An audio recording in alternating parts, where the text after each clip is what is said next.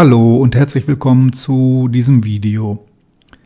In diesem Video befasse ich mich mit bipolaren Transistoren, die aus sogenannten NPN-Übergängen bestehen. Um das Verhalten des NPN-Übergangs zu verstehen, ist es wichtig, dass man zunächst einmal ein Verständnis für den einfachen PN-Übergang hat. Ich möchte hier auf ein entsprechendes Video hinweisen, in dem ich mich ausführlich mit dem Thema befasst habe. Beim einfachen PN-Übergang ist es so, dass ich ein Halbleitermaterial zur Verfügung habe, das N-dotiert wurde. Das heißt, es stehen in diesem Material freie Elektronen zum Ladungstransport zur Verfügung. Ich habe ein weiteres Material, dieses wurde P-dotiert. Dort gibt es sogenannte Defektelektronen. Das sind letztlich Plätze, die besonders aufnahmefähig für Elektronen sind, sodass hier quasi positive Ladungsträger für den Ladungstransport zur Verfügung stehen. Solange von außen keine Spannungsquelle angeschlossen wird, findet natürlich auch kein Ladungstransport statt. Bringe ich, wie in diesem Bild angedeutet, diese beiden Schichten aneinander, so entsteht im Grenzbereich eine isolierende Schicht.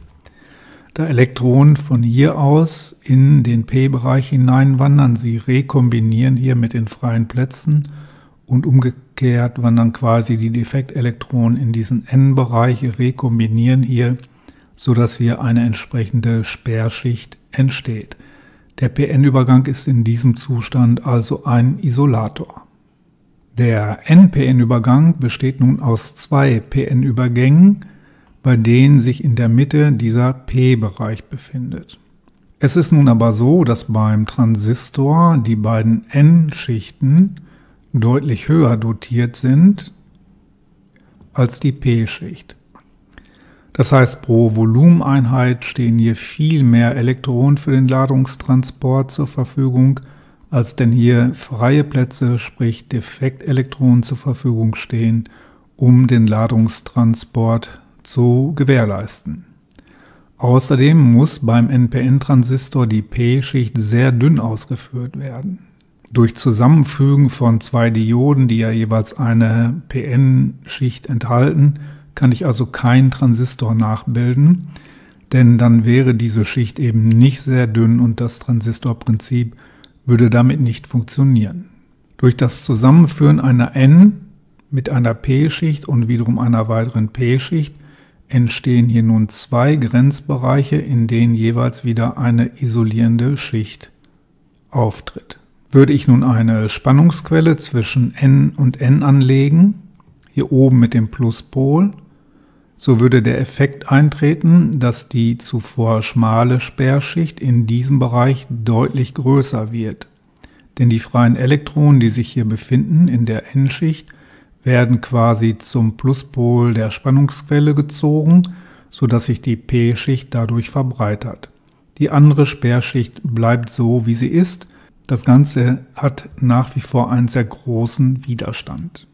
Schließe ich nun eine Spannungsquelle mit dem Pluspol an die P-Schicht und mit dem Minuspol an die N-Schicht an, so werden Elektronen aus der N-Schicht in die P-Schicht hinein diffundieren, da sie quasi zu dem Pluspol der Spannungsquelle wandern wollen, wenn ich so will.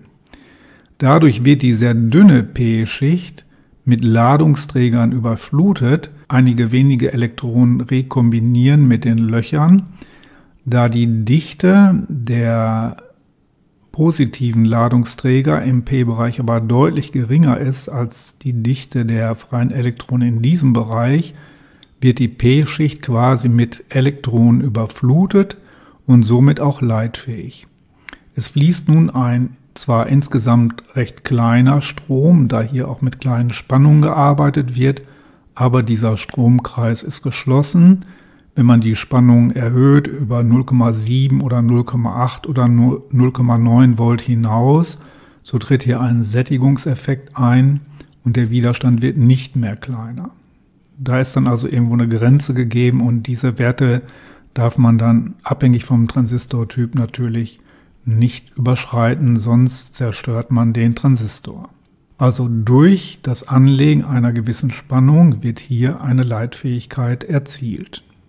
Es fließt ein kleiner Strom. Wir sehen hier nochmal das Bild wie zuvor. Es fließt ein kleiner Strom durch das Anlegen einer Spannung zwischen P und N. Außerdem ist nun in diesem Bild eine weitere Spannungsquelle angeschlossen mit dem Pluspol an der N-Schicht und dem Minuspol an dieser N-Schicht. Wie bereits erklärt, gibt es dann an dieser Stelle zunächst eine recht breite Sperrschicht. Da aber nun Elektronen aus diesem Bereich in die P-Schicht emittieren oder auch injiziert werden, so nennt man das auch, wird ja nun die P-Schicht mit Elektronen sehr stark überflutet. Sie wird leitfähig. Da sie sehr dünn ist, wird durch die hohe Feldstärke zwischen der oberen N- und der P-Schicht ein sehr großer Anteil der Elektronen in diese P-Schicht hinein diffundiert. Diese N-Schicht sammelt quasi diese Elektronen auf. Es ist dabei sogar so, dass der allergrößte Teil dieser Elektronen in diese Schicht hineindringen. Diese Sperrschicht wird also komplett abgebaut, wodurch nun auf dieser Strecke auch ein recht großer Strom fließen kann. Durch das Anlegen einer Spannung zwischen P und N an dieser Stelle und dem äußeren Beschalten der N- und N-Schicht mit dieser Spannungsquelle ist nun also auch diese Strecke leitfähig geworden. Wir sehen hier das gleiche Bild nochmal, allerdings ohne die Ladungsträger. Die oberste Schicht sammelt ja quasi viele Elektronen aus diesem Bereich ein. Sammler heißt auch Kollektor, daher wird diese obere Schicht Kollektor genannt. Die Elektronen, die in die Basis, so heißt diese mittlere Schicht, eindringen, werden von der unteren N-Schicht in die Basis injiziert oder emittiert. Daher heißt die untere Schicht Emitter. Wir sehen in diesem Bild, dass nun ein Strom, so habe ich es ja vorhin auch erklärt, über diese Strecke in die Richtung des Pluspols fließt. Ein weiterer Strom, ein kleinerer, fließt über diesen Weg zu diesem Pluspol, sodass also auch ein Elektronenstrom über diese Strecke in die N-Schicht eindringt. Deute ich nun in diese Richtung diese Strompfeile an, so betrifft das ja im positiven Sinne den Elektronenstrom. Das wäre aber die sogenannte physikalische Stromrichtung, daher muss ich hier mit einem Minuszeichen arbeiten. Insgesamt ist es nun so, dass der durch den Kollektor nach außen fließende Strom IC gegenüber dem Basisstrom, der hier fließt, ca. 30 bis 300 Mal größer ist. Wir sehen hier nun das Schaltbild eines NPN-Transistors mit dem Kollektor, der Basis und dem Emitter. Der Emitter wird hier in diesem Fall mit einem Pfeil versehen und hier mit der Bezeichnung der Stromrichtung in der sogenannten technischen Stromrichtung. Die unterscheidet sich also von dieser sogenannten physikalischen Stromrichtung, denn der hier aus dem Kollektor austretende Elektronenstrom dringt ja hier aus. Es wird aber hier angenommen, dass er in den Kollektor eindringt von außen. Das ist ja so üblich, dass man mit der sogenannten technischen Stromrichtung arbeitet, die der physikalischen Stromrichtung genau entgegengesetzt ist.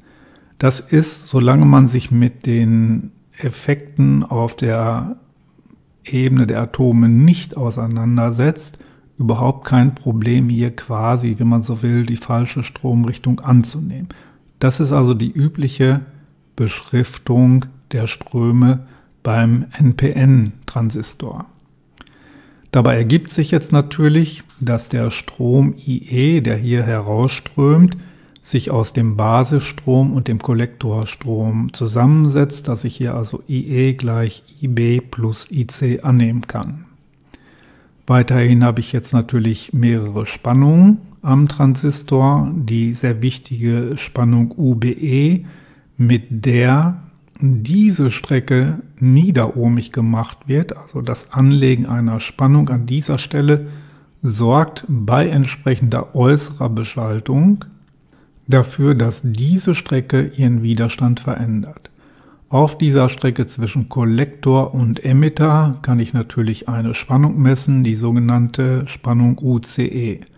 Außerdem kann ich natürlich auch an dieser Stelle eine Spannung messen, das ist die Spannung UCB. Die Indizes sind hier so gewählt, dass der erste Indiz, also in diesem Fall das C, das positivere Potential gegenüber dem zweiten Indiz, dem E, hat. In der Praxis wird der Transistor für zwei verschiedene Anwendungen verwendet. Das ist einmal als Schalter. Dabei geht man her und schaltet eine recht hohe Basis-Emitterspannung auf diese Strecke. Dadurch gerät diese Strecke in Sättigung. Das heißt, ich erreiche auf dieser Strecke wiederum bei entsprechender äußerer Beschaltung einen sehr geringen Widerstand. Weiter herabsetzen kann ich ihn dann nicht. Der Widerstand vom Kollektor zum Emitter ist damit maximal herabgesetzt. Das Ganze ist dann eine Schalteranwendung. Eine weitere Anwendung, die sehr häufig vorkommt, ist der Einsatz eines Transistors als Verstärker. Dabei muss durch die äußere Beschaltung eine Spannung UBE erzeugt werden, die quasi im Grenzbereich liegt. Erst ab einer gewissen Spannung wird überhaupt eine Leitfähigkeit über diese Strecke entstehen. Dieser Wert muss überschritten werden. Es darf aber auch noch nicht die Sättigung erreicht werden. Das heißt, der Transistor wird hier quasi vorgespannt. Da nun bereits ein gewisser Strom fließt über diese Strecke, kann auch hier ein gewisser Strom fließen, wodurch an diesem Kollektorwiderstand eine gewisse Spannung abfällt. Wenn ich hier nun mit einer Spannung von 0,6 bis 0,8 Volt arbeite, also mich irgendwo in diesem Bereich befinde, dieser Zweig der Schaltung aber mit 5 Volt oder noch höheren Spannungen betrieben wird, ist dieser Spannungsfall auf dem Kollektorwiderstand möglicherweise deutlich größer als diese Spannung.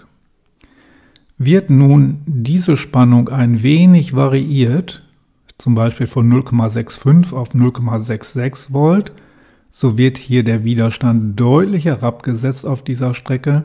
Der Strom über diesen Weg wird deutlich größer, sodass diese sehr kleine Spannungsänderung vom Basis zum Emitter zu einer deutlich größeren Veränderung der Spannung UC am Kollektor führt. Diese Schaltungen sind sehr präzise einzustellen, sonst funktionieren sie nicht. In weiteren Videos werde ich an konkreten Schaltungen genau erklären, wie der Verstärker einzustellen ist und wie er denn dann auch wirklich funktioniert. Ja, ich hoffe, ich konnte Ihnen einen gewissen Einblick in den NPN-Übergang bzw. NPN-Transistor liefern. Ich hoffe, das Video hat Ihnen gefallen. Ich würde mich natürlich sehr über einen Daumen hoch und noch mehr über ein Abo freuen. Herzlichen Dank für Ihre Aufmerksamkeit.